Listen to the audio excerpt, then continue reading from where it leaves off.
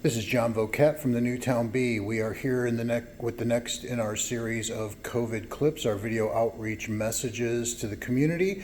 Today, First Selectman Dan Rosenthal is welcoming Human Services Director Natalie Jackson and Community Center Director Matt Ariniello.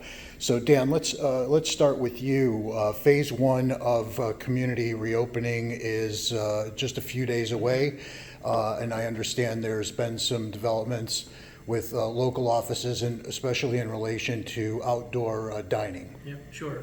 So yeah, we are on the cusp of phase one of the reopening this coming Wednesday, the 20th.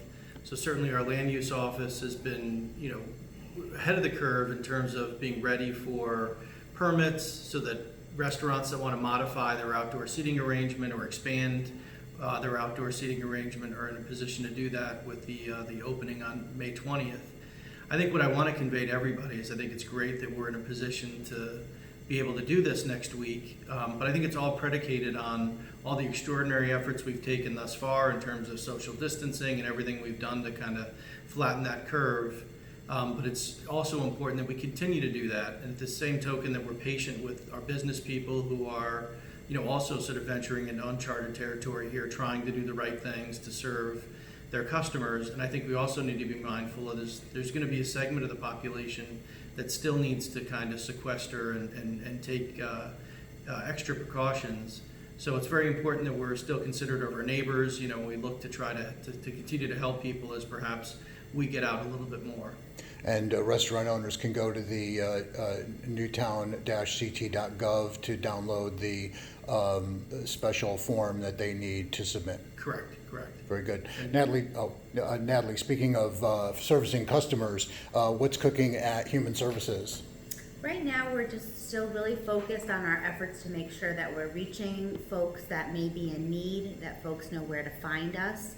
There's a lot of great work going on in the community. The community has really risen to support their neighbors and make sure that folks are taken care of. For folks that need our supports, maybe with grocery shopping or maybe having some financial needs at this time, we want to make sure people know where to find us and are reaching out. And your Helping Hands effort is still seeking both volunteers and people who need the help? Absolutely. There's a direct line now for Newtown Helping Hands, which is the collaborative effort here in town with a lot of great groups that have pulled together a very strong volunteer base to do some of that shopping for our residents that really need to be staying home to stay safe, and also working on the meal program for those who have been impacted financially through the pandemic while supporting our local restaurants. Yeah. I also noticed there's still continuing to be regular updates to the resource guide that you folks are publishing. I believe the last one went up last Friday, though time sometimes gets away from me, but I believe our last update was May 8th. We're continuing to keep that as fresh as we can as we're getting new information about resources and programs. Excellent. Also, a lot of buzz going on about the reopening or potential availability of the community center. Matt Ariniello, the director, is with us. Matt, not just some information for patrons, but also some information about how your staff is continuing to do training, right?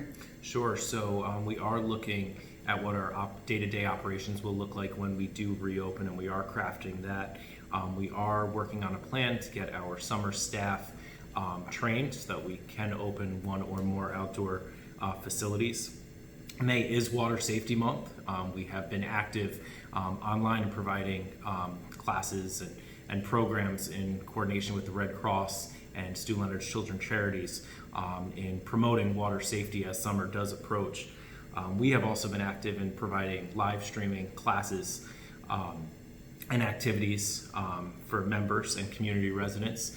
We have weekly provided mobile art kits for families to do projects at home.